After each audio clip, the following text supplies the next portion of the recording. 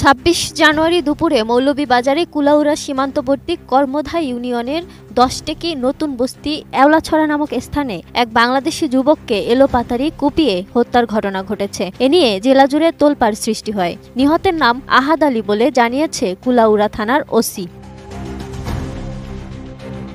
জানা গেছে, জায়গা সংক্রান্ত বিষয়ে ভারতীয় কয়েকজনের সঙ্গে বাকবিতণ্ডা হয় বাংলাদেশি বাসিন্দা আহাদ আলীর। এক পর্যায়ে ভারতীয় নাগরিক হায়দার আলী ও তার সহযোগীরা আন্তর্জাতিক সীমানা রেখার ৫ গজ ভেতরে ঢুকে এলোপাতাড়ি কুপিয়ে আহত করে আহাদ আলীকে। এ সময় রক্তাক্ত অবস্থায় আহাদ আলীকে উদ্ধার করেন স্থানীয়রা। পরে কুলাউড়া উপজেলা স্বাস্থ্য কমপ্লেক্সে নিয়ে গেলে অবস্থার অবনতি হলে Sylhet MAG Osmani medical college হাসপাতালে উন্নত চিকিৎসার জন্য নিয়ে গেলে সেখানেই মারা যান তিনি। ঘটনা নিয়ে সীমান্তবর্তী এলাকার সিকরিয়া গ্রামের ইউপি সদস্য জানান, ভারতীয় নাগরিক হায়দার আলীর সঙ্গে নিহত আহাদের পারিবারিক সম্পর্ক রয়েছে, তবে জায়গা নিয়ে কোনো ধরনের সমস্যা রয়েছে তা তাদের স্পষ্ট নয়।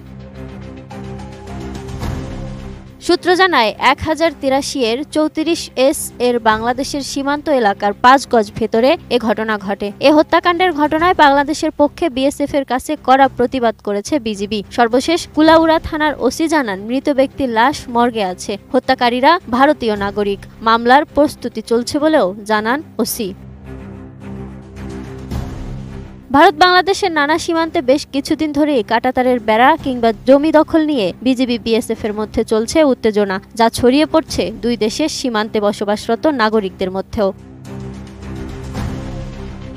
ইতিমধ্যেই সীমান্ত বিরোধ নিরসনে দফায় দফায় পতাকা বৈঠক হলেও তেমন কোনো সমাধানে আসতে পারছে না দুই দেশের সীমান্তরক্ষী বাহিনী। ফলে উভয় বাহিনী সীমান্তে সতর্ক অবস্থানে রয়েছে। ঘটনার পরিপ্রেক্ষিতে দুই সীমান্তেই অতিরিক্ত বিজিবি বিএসএফ মোতায়েন করা হয়েছে। দুই সীমান্তের দুই বাহিনীর সেক্টর কমান্ডার সহ ঊর্ধ্বতন কর্মকর্তারা নিয়মিত ঘটনাস্থলগুলো পরিদর্শন করে নিচ্ছেন যথাযথ ব্যবস্থাও। তবুও থামছেই না এ সকল অপ্রীতিকর ঘটনা।